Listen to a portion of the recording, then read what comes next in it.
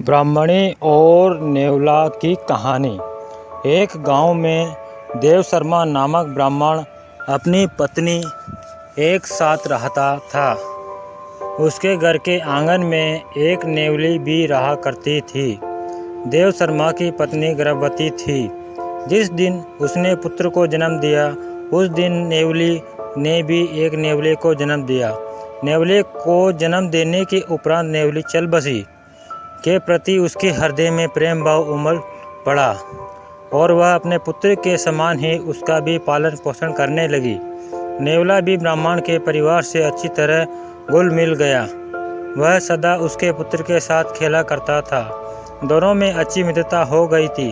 ब्राह्मण और उसकी पत्नी को नेवले और अपने पुत्र की मित्रता में कोई आपत्ति नहीं थी।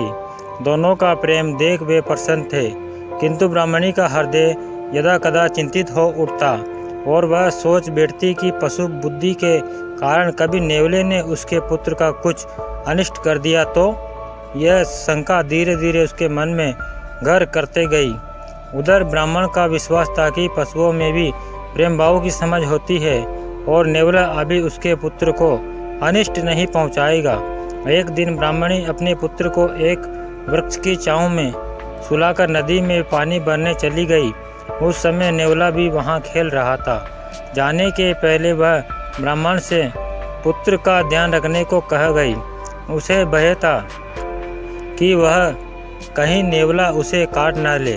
ब्राह्मणी के जाने के बाद ब्राह्मण ने सोचा कि नेवला और उसके पुत्र में गहरी मित्रता है, वह उसे क्यों काटेगा, और वह भिक्षाटन करने गांव प्रस्थान कर गया। ब्राह्मण वहां से गया ही था कि वृक्ष ने नीचे बने बिल से एक काला नाग निकल आया और ब्राह्मण के पुत्र की ओर बढ़ने लगा। पास ही खेल रहे नेवले की दृष्टि जब काले नाग पर पड़ी तो वह उस पर टूट पड़ा और मार डाला। काले नाग को मारने के उपरांत वह घर से बाहर निकला तो पानी भरकर वापस आती ब्राह्मणी की दृष्टि उस पर पड़ी।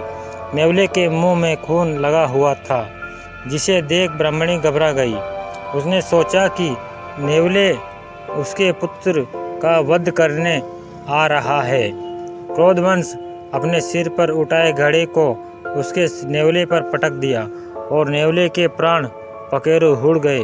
भागती हुई ब्राह्मणी जब अपने पुत्र के पास पहुंची तो उसे वृक्ष की छांव में शांति से सोते हुए पाया। पास ही काले नाग को क्षत-विक्षत शरीर पड़ा हुआ था। उसे समझते देर न लगी कि उसके पुत्र की रक्षा के लिए नेवले ने काले नाग को मारा है। वह दुख और पछतावे में अपना सिर पीटने लगी। तभी ब्राह्मण भिक्षाटन वापस लौटा। ब्राह्मणी ने उसे नेवले के बारे में पूरी बात बताकर कोसने लगी कि यदि मेरी बात मानकर तुम पुत्र के साथ रहते और लोभवश भिक्षाटन को नहीं जानते तो नेवले की जान नहीं जाती। नेवले के प्राण तुम्हारे लोभवश गए हैं।